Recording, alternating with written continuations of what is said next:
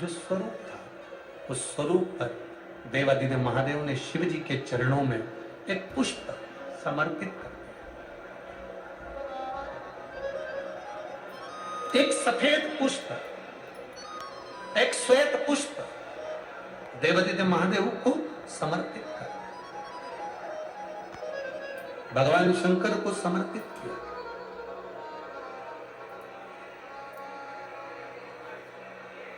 उसका फल क्या हुआ? आप लोग भी निवेदन है, प्रयास करना, पहले देख लेना। शायद हमारे हिसाब से तो 13 अक्टूबर को शिवरात्रि होना चाहिए। और भी आपके यहाँ के विद्वज्जन पंडित जन से पूछ लेना, नहीं तो पंचांग में या कैलेंडर में देख लेना कि अक्टूबर की श्राद्ध पक्ष की शिवरात्रि कब की है।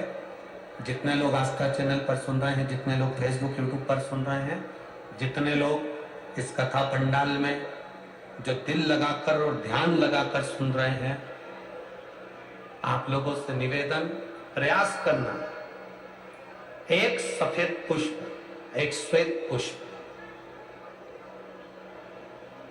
बाबा देवादिदेव महादेव को 13 अक्टूबर को अगर शिवरात्रि है तो श्राद्ध पक्ष की शिवरात्रि के दिन बाबा देवादिदेव महादेव को एक सफेद पुष्प समर्पित कर देने पर अपने मन की कामना कर बाबा देवादिदेव महादेव 3 महीने वो कामना पूर्ण करता है। और जिसके यहां पर विद्वज्जन ब्राह्मण जन ने कहा हो कि पितृदोष ज्यादा है, या घर में शुभ कार्य नहीं हो रहा, या तकलीफें ज्यादा हो रही हैं, कोई बड़ी बीमारी ने अगर घेर लिया है, कोई बड़ी तकलीफ सामने आ गई हो, तो उनको भी निवेदन करूंगा कि प्रयास करना कि एक सफेद पुष्प अपने हाथ से बाबा देवादिदेव महादेव को समर्पित करना। उसके बाद तुम्हें जो बड़ी बीमारी है उसकी जब शिवरात्रि पर आप समर्पित कर दो, 1 महीना पूर्ण हो जाए, अगले महीने की शिवरात्रि आए, श्राद्ध पक्ष की शिवरात्रि जाएगी अक्टूबर की, फिर अगले महीने की जब शिवरात्रि आए तो उसके पहले आपकी जो बीमारी है उसकी एक बार जांच कराना। बाबा देवादिदेव महादेव उस बीमारी को समाप्त जरूर करें। श्वेत पुष्प,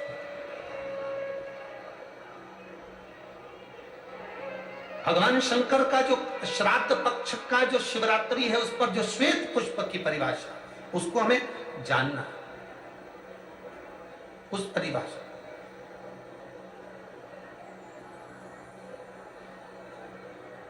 आप लोगों को मालूम होगा कि हनुमान जी पूर्व जन्म में कौन थे? बोलो रे कोटा वाले। हनुमान जी का जो अवतार हुआ राम अवतार के समय पर, त्रेता में जो मेरे राम जी का जो सुंदर अवतार हुआ, तो राम जी के साथ में जो हनुमान जी प्रकट हुए, ये हनुमान जी को पूर्व जन्म में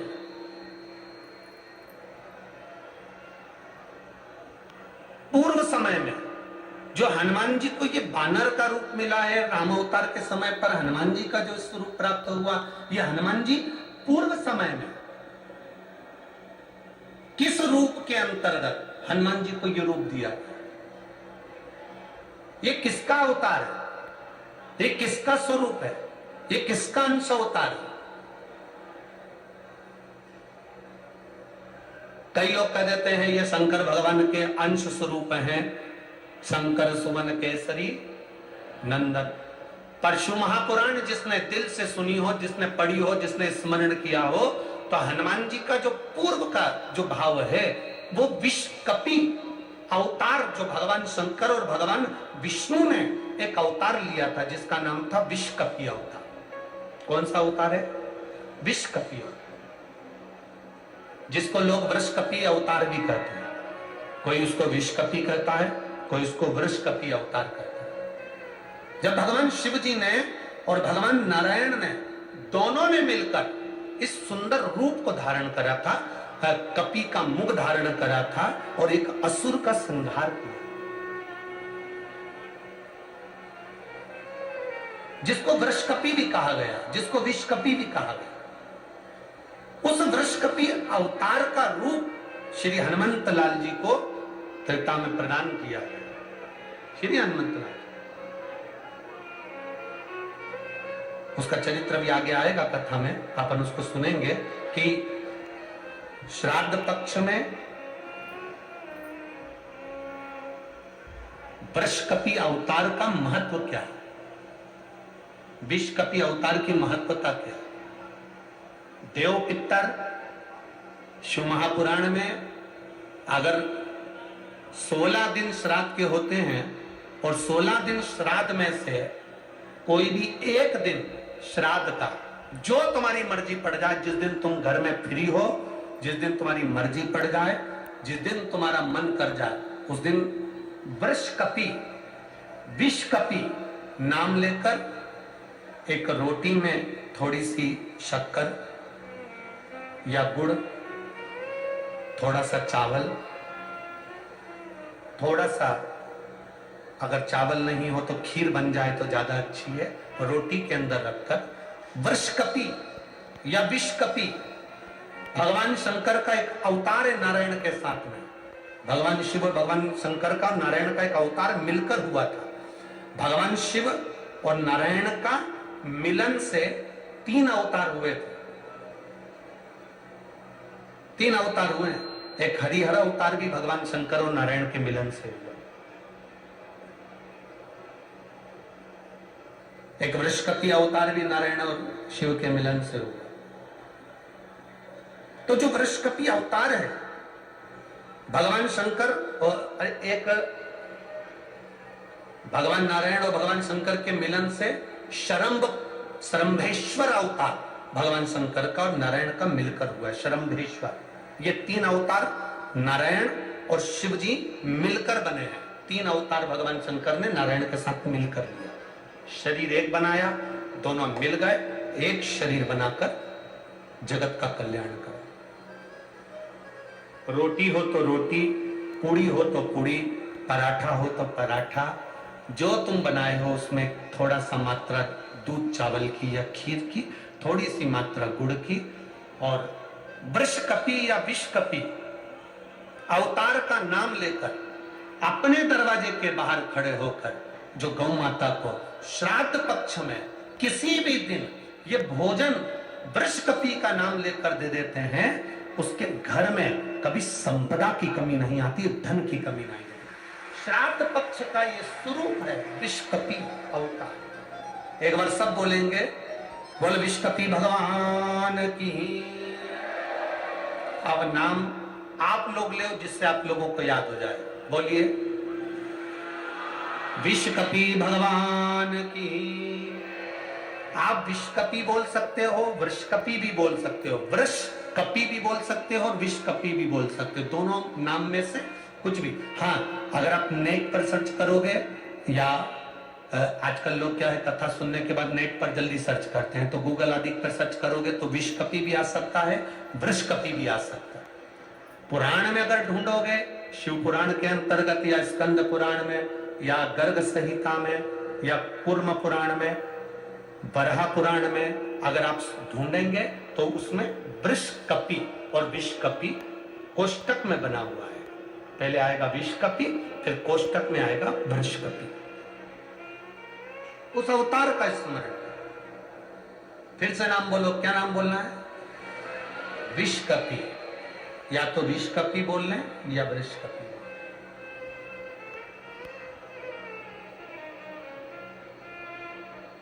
देव पितर कथा का ये सबसे सुंदर संवाद है विषकपि अवतार। भगवान अब तारकासुर ने विचार करा कि मेरे पिता बजरंगासुर का गति कैसे हो, तो वो एक पुष्प, सफेद पुष्प को तोड़कर उसको नहीं भान किया शिवरात्रि, उसको भान ही नहीं है, उसके स्मरण में नहीं है किया शिवरात्रि।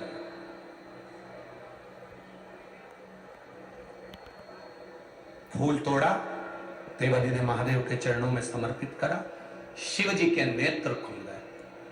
शंकर भगवान ने नेत्र खोलते से तारकासुर से पूछा, तुझे क्या चाहिए? तारकासुर कहता है, मेरे पिता बजरंगासुर की गति नहीं हुई है, वो भटक रहा। मेरी माता जब सोती है उनके स्वप्न में मेरे पिता आते हैं। मेरी माता वन में घूमती है, मेरे पिता उसके पीछे चलते हुए दिखते हैं।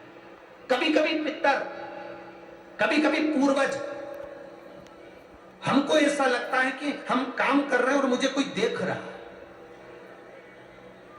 कभी कभी ऐसा लगता है कि मैं चल रही हूं, मेरे पीछे कोई चल रहा है। कभी कभी ऐसा भान होता है कि ऐसा लग रहा है कि कोई मुझे देख रहा है, कोई मेरे पीछे चल रहा है, कोई मेरे आगे चल रहा है।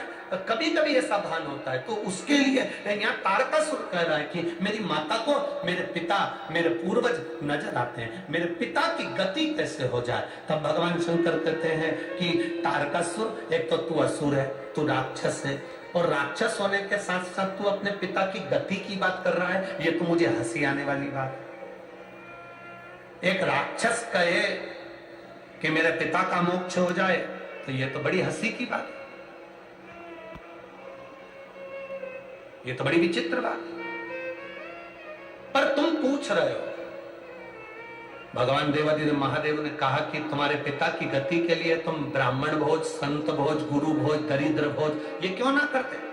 तारकासुर ने कहा मैंने पूरी पृथ्वी को निमंत्रण दिया, कोई मेरे यहाँ भोजन करने नहीं आया। सबको भय लगा कहीं मैं मांस ना मिला दूं, गलत पदार्थ ना मिला दूं, गलत चीजें ना मिला दूं, उसका स्मरण ना हो जाए, इसलिए कोई मेरे यहाँ भोजन करने नहीं आया।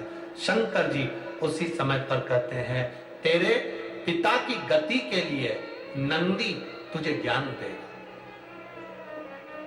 भगवान ने नंदी की ओर इशारा करा। नंदी ने तारकासुर से कहा सुन तारका,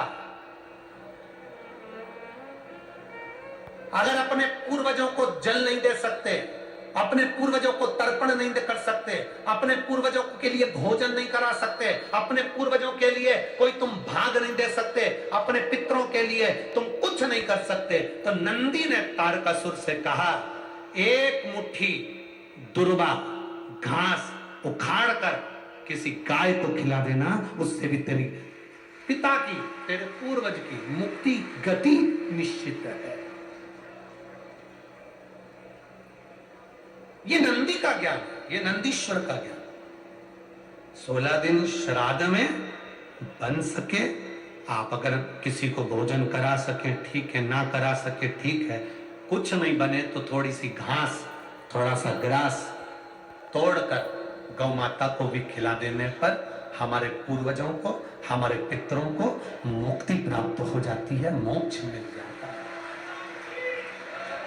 क्यों? गौ माता के शरीर में देवताओं का निवास है, उसको जानने वाला जान सकता है, बाकी के तो लोग आज के जमाने में हम क्या कहें, केवल दुनिया के लोग एक बात कहते हैं गौ माता की जय हो, गौ माता की रक्षा हो, रक्षा हो, रक्षा हो। हर मंच पर, हर जगह पर राजनेता, सत्ताधारी सब चिल्ला चिल्ला कर कहते हैं हमने गाय के लिए यह करा, हमने गाय के लिए वो करा। अगर तुमने गाय के लिए कुछ करा होता तो रोडों पर गाय आज भी कचरा खाती हुई नहीं दिखती।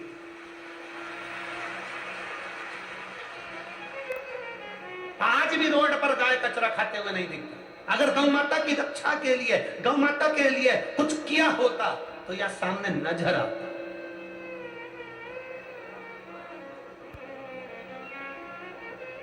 बहुत कुछ करती है सरकार, ऐसा नहीं कि गाय माता के लिए नहीं करती, करती है, पर ऊपर से पैसा चलते चलते चलते चलते नीचे तक आता है, नीचे भी और नीचे आता है और नीचे आता है।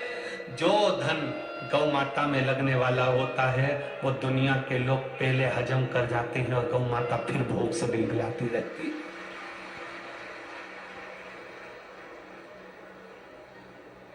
फिर भोग से बिलबिलाते रहते हैं।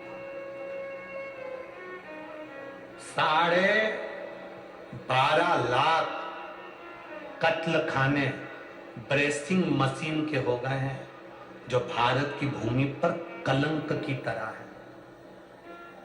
12.5 लाख कत्ल खाने ब्रेसिंग मशीन के हो गए। ब्रेसिंग मशीन के कत्ल खाने कैसे? गाय को मशीन में पहले 15 दिन तक गाय को भूखा रखा जाता है। कारण गाय के सफेद मांस को लाल बनाना है, क्योंकि लाल मांस की कीमत विदेशों में ज्यादा मिलती है, इसलिए ब्रेसिंग मशीनें बनाई गई। गाय को 15 दिन भूखा रखना, भूखा रखने के बाद गाय के पांव को मशीन में जकड़कर उल्टा लटकाना, फिर पानी का प्रेशर गाय के मुख पर मारना और गाय के मुख पर प्रेशर देकर गाय की श्वास को, रक्त को उसके मांस में मिला देना। जब 8 दिन तक गाय के मुंह पर प्रेशर मारा जाता है, तब गाय की श्वास और रक्त उसके मांस में मिल जाता है, तब गाय को फिर उल्टा लटकाकर काट दिया जाता है और उसके मांस को डब्बों में भरकर बेच दिया जाता है, जिससे मांस लाल हो जाए। गाय ब्रेसिंग मशीन में काट काट कर लोग उसको लाल मांस बनाकर बेच रहे हैं और दुनिया के लोग कहते हैं गौ माता की जय हो, धर्म की जय हो।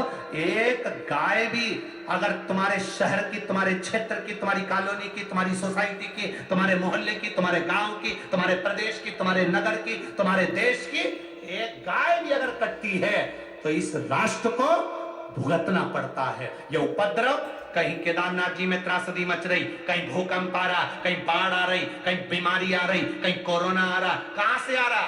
क्योंकि तुम गौ माता की रक्षा नहीं कर पा रहे। इतने बड़े बड़े मंच मिलते हैं, लोग चिल्ला चिल्ला कर कहते हैं होता जाता कुछ नहीं है, होता जाता कुछ नहीं है। थोड़े दिन तक चिल्लाते हैं, ठंडे पड़ जाते हैं, सब अपने अपने घर जाके सो जाते हैं और लोग चिल्लाते रहते हैं गौ माता की जय हो, धर्म की, अधर्म का, प्राणियों में विश्व का कब होगा। लोग चिल्लाते रहे कल्याण हो, कल्याण हो, विश्व का कल्याण हो, ये सब कहते हैं, पर सबसे पहले अपना कल्याण सोचते हैं। विश्व का कल्याण बाद, पहले अपना। कहां गति? गौ माता को अगर एक मुट्ठी चारा भी, घास भी अगर खिला दी तो पूर्वजों का कल्याण है, पितरों का उद्धार है। ये नंदी ने तारकासुर को कहा, तारकासुर सुनकर आनंदित होकर, आनंद रसतत्व आ गया तारकासुर के भीतर। तारकासुर ने सुना, गया, घास लेकर गौ माता को दिया। गाय की आंख से आंसू बह रहे थे तो तारकासुर ने पूछ लिया, गौ माता मैंने तुम्हारे को घास खिलाया और तुम रो रही हो? गौ माता मैंने तुमको घास खिलाया और तुम रो रही हो? गौ माता कहती है तारकासुर तू असुर है, मुझे कष्ट देता है हर पल, और आज तू घास खिलाने आया है तेरे पूर्वजों के उद्धार के लिए। ये तारकासुर की कथा नहीं है, आप और हमारी सबकी कथा है। 16 श्राद्ध आई, दादाजी की तिथि आई तो कंगा मंगा करके, डेंटिंग पेंटिंग करके गौ माता को बुला रही, ले आजा आजा आजा, ले ले ले। कोई ने पूछा क्यों काकी क्या कर रही हो? आज हमारे दादाजी की तिथि है तो गाय को रोटी देना है। गाय उधर जा रही, गाय ने मुड़ के देख लिया कि आंटी जी बुला रही है, पर गाय नहीं आई। गाय के पास में बैल खड़ा था, बैल ने गाय से पूछा वो आंटी जी बुला रही, जा क्यों नहीं रही? तो गाय बैल से बोली, ऐसी आंटी को जान दे चूल्हा में। जब 16 श्राद्ध आती है तब मेरी याद आती है अपने बुढ़े डोकरों को मोक्ष देने के लिए, बाकी के समय तो डंडा लेके दरवाजे पर खड़ी रहती है। क्या करूं आंटी का और क्या करूं अंकल का? क्यों रे अंकल और आंटी? केवल 16 श्राद्ध आई, दादाजी की तिथि आई, दादी की तिथि आई, तब गौ माता की याद आई। जब तिथि चली गई, फिर दरवाजे पर गाय आई तो पानी डाल के, डंडा मार के, हट हट चल चल। गौ माता ने भी सोच लिया तेरे यहां तो नहीं आऊंगी श्राद्ध में, चाहे कुछ भी हो जाए। नहीं आऊंगा। गति कहां है? अरे बाबा, शिव की आराधना का जो सुख है वो सुख कहीं नहीं। आप करो शंकर की आराधना, आप करो भगवान का गुणगान।